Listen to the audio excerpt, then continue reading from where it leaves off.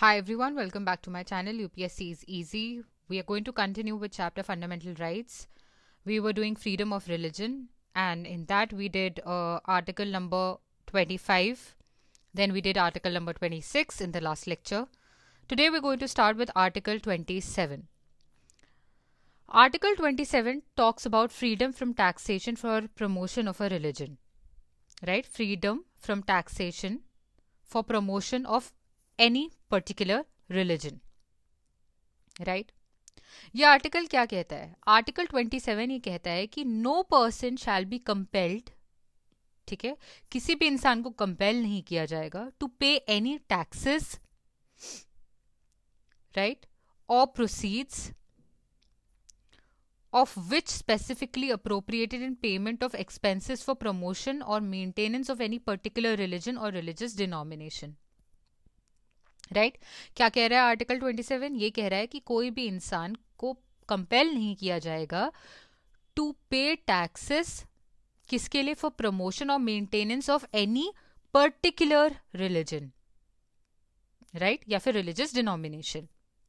In other words में क्या बोला जा रहा है? सिंपली अगर हम समझें तो ये बोला जा रहा है कि स्टेट जो है शुड नॉट स्पेंड, स्टेट को क्या नहीं स्पेंड करना चाहिए? Public money.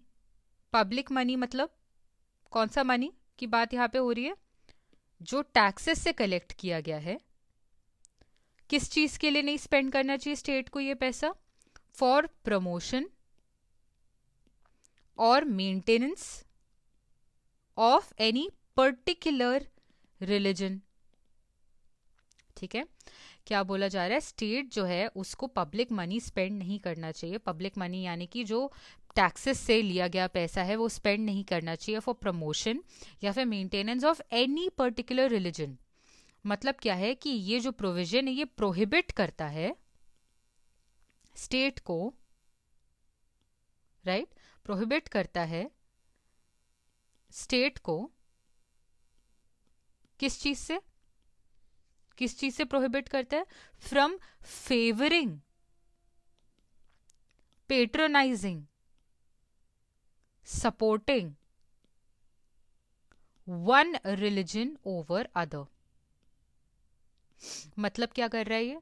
प्रोहिबिट कर रहा है स्टेट को कि वो फेवर करे या पेट्रोनाइज करे या सपोर्ट करे एक रिलीजन को दूसरे रिलीजन के ऊपर. समझ गए आप? इसका मतलब क्या है? इसका मतलब ये है कि टैक्सेस जो है they can be used for promotion और मेंटेनेंस ऑफ ऑल रिलीजन्स. ठीक है, किसी एक रिलीजन को आप फेवर नहीं कर सकते हो, बट सारे रिलीजन का प्रमोशन मेंटेनेंस के लिए टैक्सेस आप यूज कर सकते हो. ठीक है, इतना क्लियर है? एक और बात आपको समझनी पड़ेगी, जो ये प्रोविजन है आर्टिकल 27 का, ये एक्चुअली में सिर्फ प्रोहिबिट कर रहा है लेवी ऑफ टैक्स को. ठीक है, लेवी ऑफ टैक्स को प्रोहिबिट कर रहा है. ठीक है, लेकिन फी इंपोज की जा सकती है. ठीक है, क्योंकि जो फी है उसका पर्पस जो है वो है to control secular denomination, secular administration. ठीक है, ठीक है, सेक्युलर एडमिनिस्ट्रेशन को कंट्रोल करने के लिए रिलीजियस इंस्टीट्यूशंस के, इसलिए फी यूज होती है. ठीक है, ये इसलिए यूज नहीं होती है कि एक रिलीजन को फेवर किया जाए. ठीक है, प्रमोट करने के लिए यूज नहीं होती है, मेंटेन करने के लिए यूज नहीं होती है ये फी रिलीजन को. ठीक है, ये उसके एडमिनिस्ट्रेशन को कंट्रोल करने के लिए यूज होती है, उसके रिलीजियस इंस्टीट्यूशंस के, राइट. इसलिए फी इस प्रोविजन में नहीं आता है. लेवी ऑफ टैक्सेस जो है वो प्रोहिबिटेड है.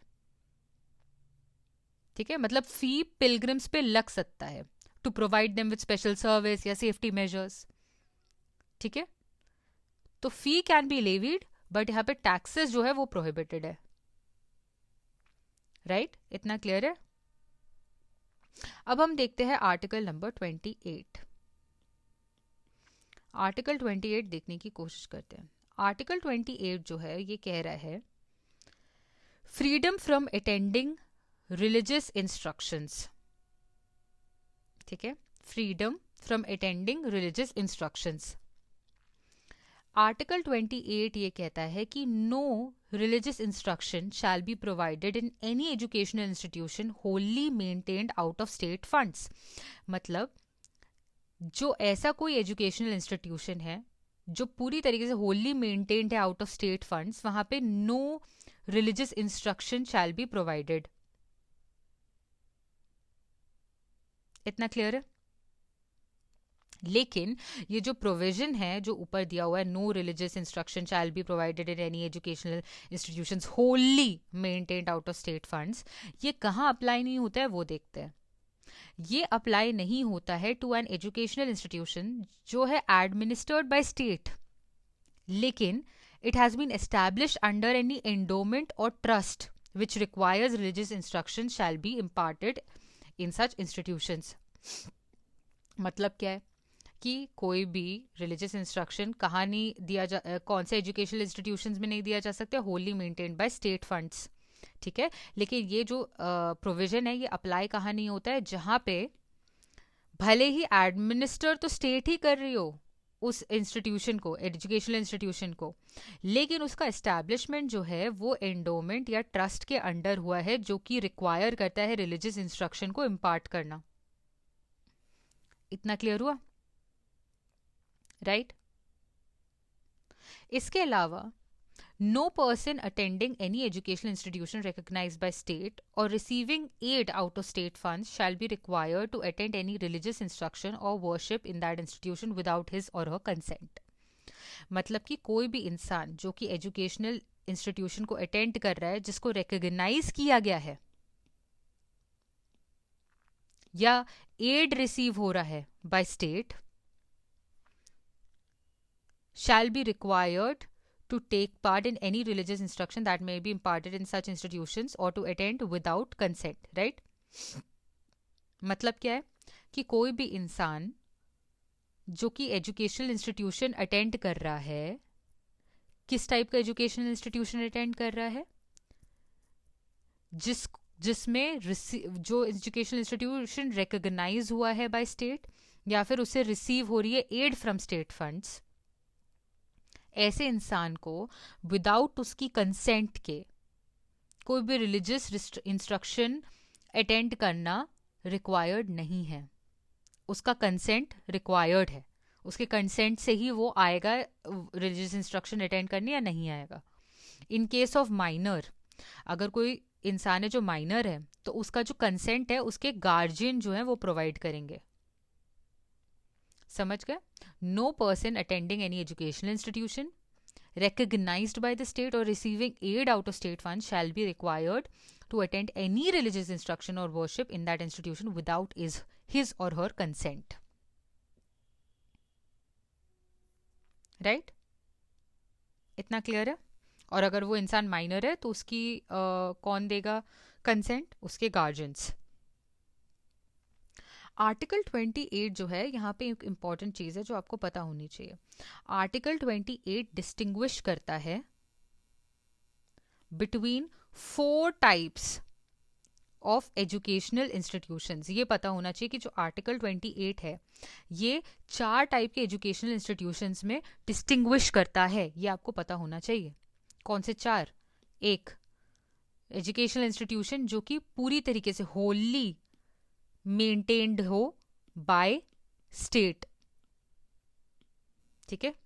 Second, institutions administered by state but established under endowment और ट्रस्ट। हमने ये 2 देख लिए, ठीक है।